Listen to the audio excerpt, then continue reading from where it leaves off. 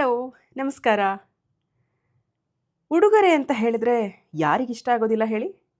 I think everyone love gifts ಅಲ್ವಾ? So ಉಡುಗೊರೆ ಅಂತ ಹೇಳಿದರೆ ಬರೀ ಒಂದು ವಸ್ತು ಅಷ್ಟೇ ಅಲ್ಲ, ಅದೊಂದು ಭಾವನೆ.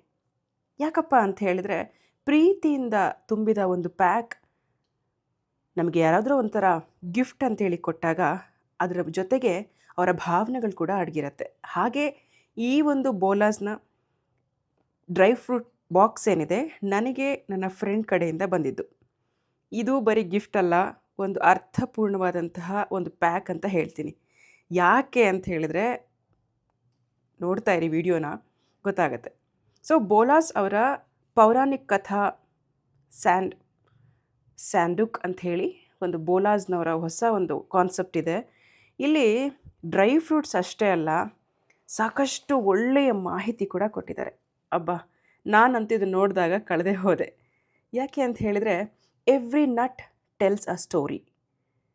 ಹೆಲ್ದಿ, ಹಾರ್ಟ್ ಫೆಲ್ಟ್, ಹ್ಯಾಂಡ್ಮೇಡ್ ಅಂತ ಹೇಳಿದರೆ ತಪ್ಪಾಗಲಾರ್ದು. ಈ ಬಾಕ್ಸ್ನಲ್ಲಿ ಇರೋದು ಬರೀ ಡ್ರೈ ಫ್ರೂಟ್ಸ್ ಮಾತ್ರ ಅಲ್ಲ, ಒಂದು ಕಥೆ, ಒಂದು ಕಾಳಜಿ, ನಮ್ಮ ಸಂಸ್ಕೃತಿ ಮತ್ತು ನಮ್ಮ ಕಥೆ. ಸೊ ಇಲ್ಲಿ ನೋಡ್ತಾ ಇದ್ದೀರಲ್ಲ, ಇಲ್ಲಿ ಆ್ಯಕ್ಚುಲಿ ಖಾಲಿ ಇತ್ತು, ಪೇಂಟ್ ಆಗಿರಲಿಲ್ಲ. ನನ್ನ ಮಗ ಇದಕ್ಕೆ ಕಲರ್ ಕೊಟ್ಬಿಟ್ಟು ಅದನ್ನು ಪೇಂಟ್ನ ಯುಟಿಲೈಸ್ ಮಾಡಿಕೊಂಡ. ಜೊತೆಗೆ ಇಲ್ಲಿ ನೀವು ನೋಡೋದಾದರೆ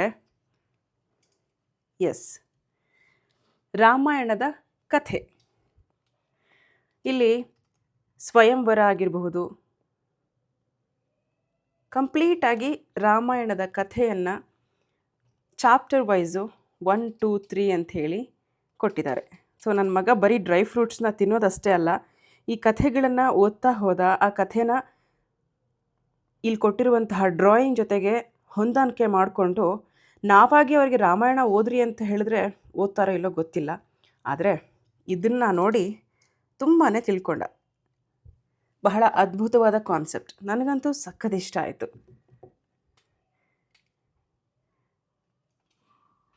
ಸೊ ಇದೆಲ್ಲದರ ಜೊತೆಗೆ ನೆಕ್ಸ್ಟ್ ಪಾರ್ಟ್, ಯಮ್ಮಿಯೆಸ್ಟ್ ಡ್ರೈ ಫ್ರೂಟ್ಸ್. ಹೌದು, ಇದರಲ್ಲಿ ಸಾಕಷ್ಟು ವಿಧವಾದಂತಹ ರೋಸ್ಟೆಡ್ ಸಾಲ್ಟೆಡ್ ಡ್ರೈ ಫ್ರೂಟ್ಸ್ ಇದೆ.